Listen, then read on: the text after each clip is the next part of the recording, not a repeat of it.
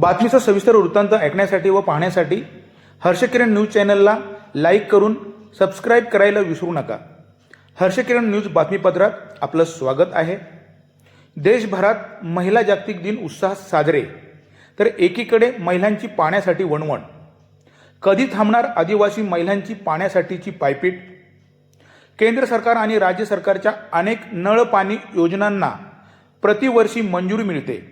नळ पाणी योजनांची कामे होतात, हर घर जल अशा घोषणा दिल्या जातात, परंतु ग्रामीण भागातील आदिवासी महिलांना मात्र दरवर्षी पाण्यासाठी पायपीट करावीच लागते।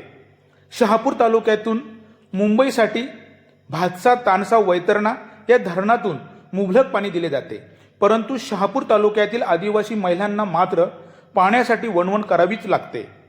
सेणवा डोळखाम असा प्रवास करत असताना खराडा ग्रामपंचायत हद्दीतील अंबरपाडा आदिवासी कातकरी समाजाच्या महिला पाण्यासाठी डोक्यावर हंडा घेऊन भर दुपारी रस्ता पार करत ओलांडताना मुलांसह पाण्यासाठी जंगलातील नैसर्गिक झरा डवऱ्यातील पाणी घेऊन जात असल्याचे चित्र पाहावयास मिळाले।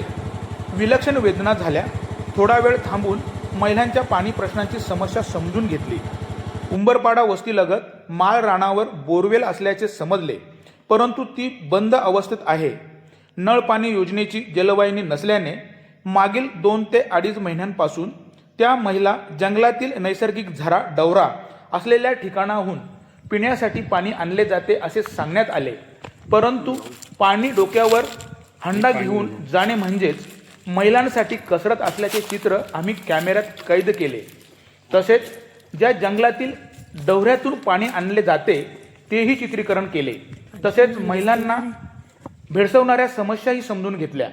पंचायत समिती, प्रशासन, पाणी पुरवठा विभागाने या आदिवासी महिला तसेच शहापूर तालुक्यातील दुर्गम आदिवासी पाडे वाडी वस्तीच्या पाणी प्रश्नांची गांभीर्य लक्षात घेऊन ज्या ज्या ठिकाणी आदिवासी महिलांना पाण्यासाठी पायपीट करून वणवण करावी लागते त्या ठिकाणी पाण्याचा प्रश्न तात्काळ सोडविण्यासाठी संपूर्ण उपाययोजना कराव्यात। तर निलिमा वसंत चव्हाण अर्थाने कुठल्या गावामध्ये राहते? साजरे करून महिलांना अंबरपाडा कुठल्या ग्रामपंचायतमध्ये आला? खराडा ग्रामपंचायतमध्ये। बरं, खराडा ग्रामपंचायतमध्ये पाण्याची व्यवस्था कशी आहे? पाणी असंच आहे, म्हणजे ही बोरिंग दिलेली आहे हां, आणि तिथं पण काढलेली आहे, पण तिला पण पाणी नसतंय। दोन्ही बोरिंगांना पाणी नाहीये। किती दिवस झाले बोरिंगांना पाणी नाहीये? बोरवेलला म्हणजे पाणी आम्हाला आहे इथं बोरिंग आहे, पण तिला पाईप मध्ये कमी आहेत ना, त्याच्यात पाणी कमी पडलंय ना, मग आता तुम्हाला किती महिने ही पाण्याची वणवण करायला लागेल? आता हे 2 महिने जेव्हा पावसाळा येतो पर्यंत पावसाळ्या येईपर्यंत, तोपर्यंत तुम्हाला पाण्याचा तुटवडा किती घर आहेत? किती घर आहेत?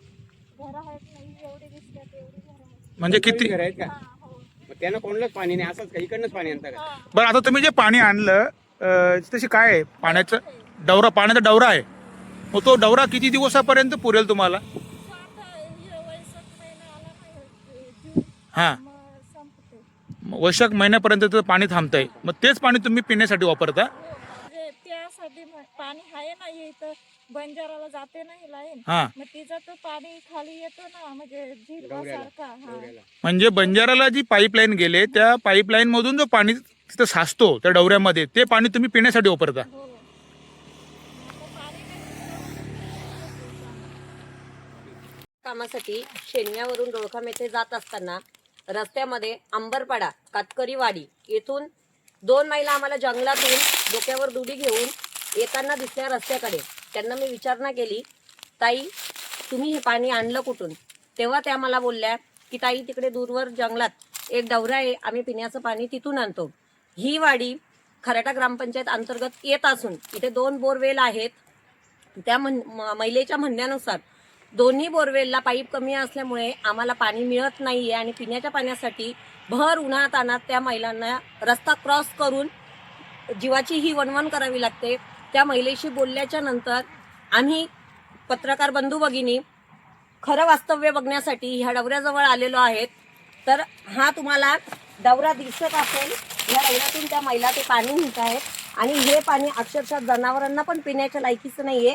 हे पाणी पाण्याचा अभाव असल्यामुळे, पाणी नसल्यामुळे ह्या लोकांना प्यावं लागतंय आणि हे पाणी आपण बघू शकता एवढं खराब पाणी आहे, याच्यात पालापाचोळा पडलेला आहे आणि अतिशय घाण मातीचा गाळ याच्यात आहे.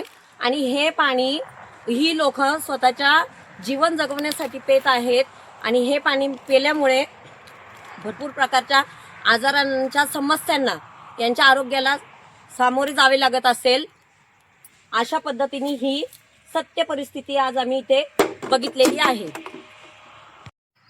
ह्या प्रश्नाला अनुसरून मी असं सांगू इच्छिते की पंचायत समिती पाणीपुरवठा विभागाने ह्या प्रश्नाकडे गांभीर्याने लक्ष देऊन तात्काळ खराटे ग्रामपंचायतला सांगून ह्या लोकांच्यासाठी टँकरने पाणी पुरवठा, पिण्याच्या पाण्याचा टँकरने पाणी पुरवठा करावा आणि ह्या लोकांचा हा प्रश्न सोडवावा. ताई तुझं नाव काय ग? हा ताई तुझं नाव काय? मानसी विजय रण. बरं तू कोणत्या गावामध्ये राहते? अंबरपाडा. कुठल्या ग्रामपंचायतमध्ये आला अंबरपाडा? खराडे ग्रामपंचायतमध्ये. तू शाळेत जाते का? कितवीला आहे तू? 9वीला आहे. बरं मग आता हे पाणी तुम्ही कशासाठी वापरताय? पिण्यासाठी वापरताय. किती दिवसापासून पाणी वापरता तुम्ही हे? 3 ते 3.5 महिने झाले. हां बरं मग तुम्हाला ह्या पाण्याच्या व्यतिरिक्त दुसरी सोय आहे का पाण्याची? का बोरवेल किंवा नळाचं पाणी असं काय सुविधा आहे का तुम्हाला? काहीच नाही. नाही आहेत का? आणि तुम्ही ज्या गावामध्ये ज्या वस्तीत राहता त्या वस्तीमध्ये किती घरं आहेत एकूण? बरं एकूण किती माणसं असतील? एक 50-60 लोक असे राहतात का? राहतात. बरं बरं. टँकर वगैरे येते का गावात? नाही काहीच नाही. बरं ठीक आहे.